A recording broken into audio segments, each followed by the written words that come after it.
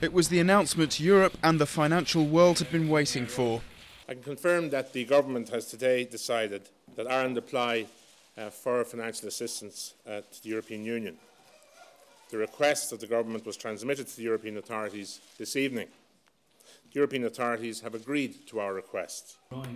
That assistance could be as much as €90 billion, paid for by the EU's bailout mechanism and the International Monetary Fund.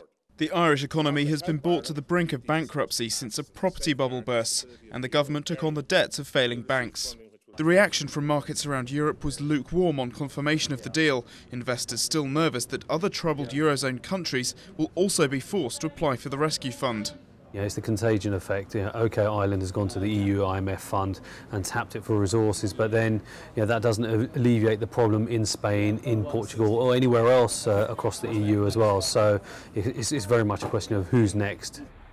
On the streets of Dublin, humiliation has turned into anger with the government, the coalition partners of which are demanding a general election early next year. I think it's absolutely sickening. We have had no real government in this country for approximately 10 years now, and they've brought us down to our knees. Our main problem is mismanagement, no regulation, and basically a move to right-wing politics that have robbed us now of any identity we had and any sort of credence that we have on a public stage. Well, I think at the moment our anger is directed entirely at this government.